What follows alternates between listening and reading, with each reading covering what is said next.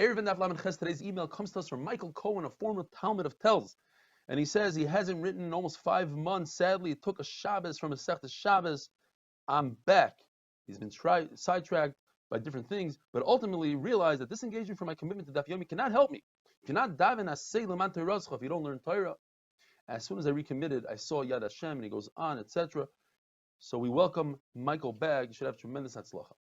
Today we're going to be discussing, similar to what we have this year, when you have a Shabbos and then Yontif, or Yontif and then Shabbos. Do we view it as 48 hours of one continuous Kedusha, or it's 24 hours of one Kedusha and 24 hours of a second Kedusha?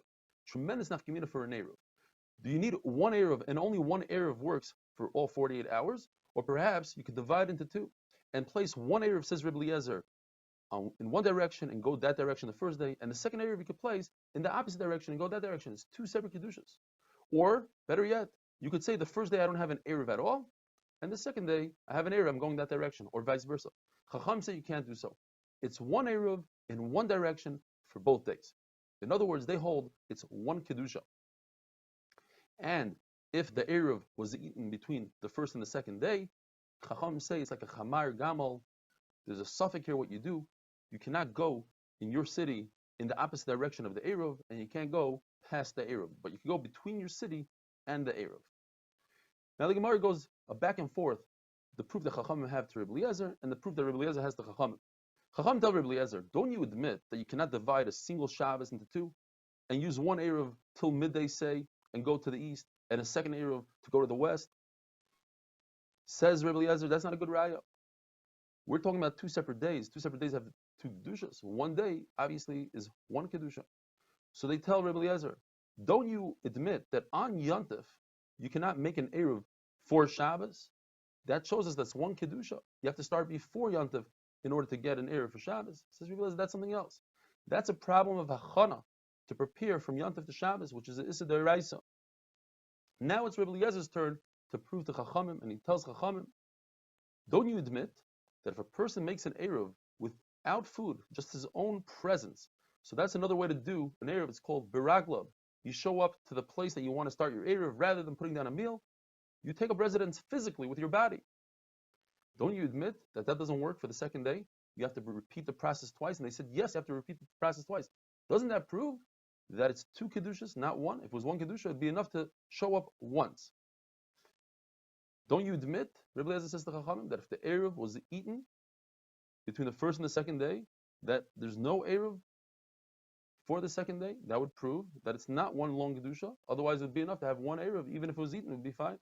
It's two Kedushas. Now, Chachamim have a suffix. They aren't sure that it's one Kedusha. The Mesupek, is it one Kedusha or two Kedushas? Therefore, they always go L'chumra. And that is, you cannot place two Eruvim in two opposite directions because perhaps there's one Kedusha here. So we have to go to Chumra and say that doesn't work. On the other hand, if the Eruv was eaten, they're going to force us to use another Eruv, get another Eruv. If you don't have a second Eruv, it's not going to work because we have to be Machmer. Perhaps it's two Kedushas, not one Kedusha. Now, if the Eruv was eaten, you place the Eruv for Yontif, let's say. The following day is Shabbos, and the Eruv was eaten on Yontif. There's three opinions. We have the opinion of Rebbe that says it's only good for the first day. Second day, you don't have an Eruv. We have the opinion of Reb Shimon Gamliel and Reb Shmuel Bnei Reb Yochanan ben Broicha that say the exact opposite. It's great for the second day. One Eruv is enough. In other words, it's a Kedusha Achas, they're sure about it, and it works for the first and the second day.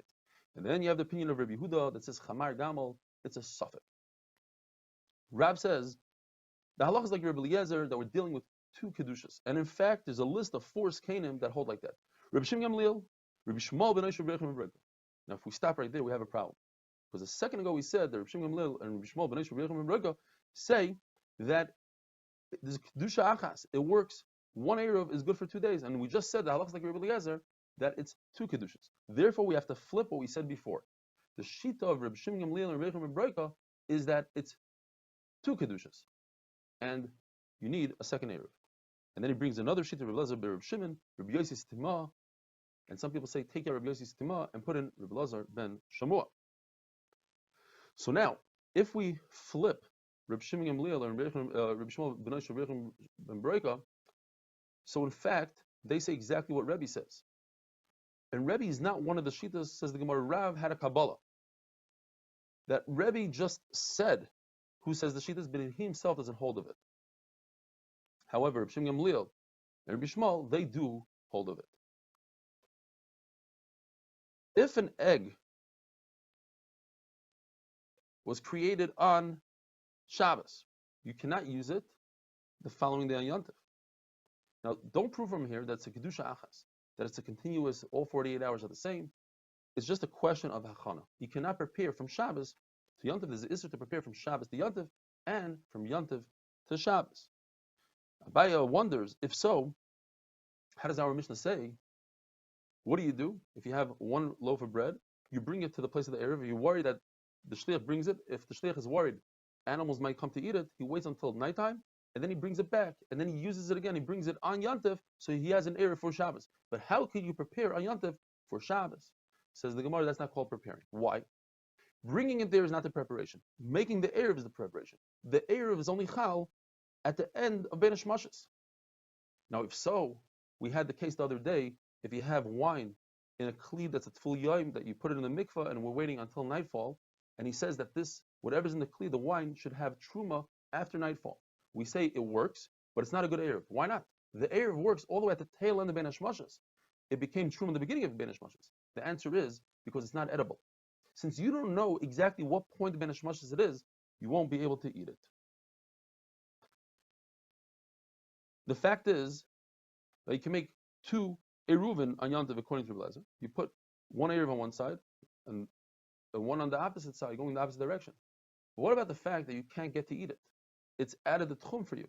And the answer is it's not added the tchum, because we're talking about a case where he places the Eruv 1,000 amas away from the city, not 2,000.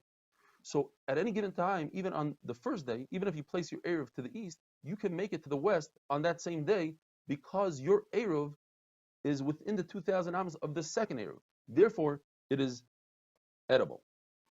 If a person makes an Eruv by showing up physically to the place, biraglo, without food, just being there, it's possible that he doesn't have to say that he's kind of shvisa, that he's taking up residence. It just happens by itself, according to Eruvin Ben Nuri, who holds that someone who's asleep or any object is kind of shvisa without any words at all.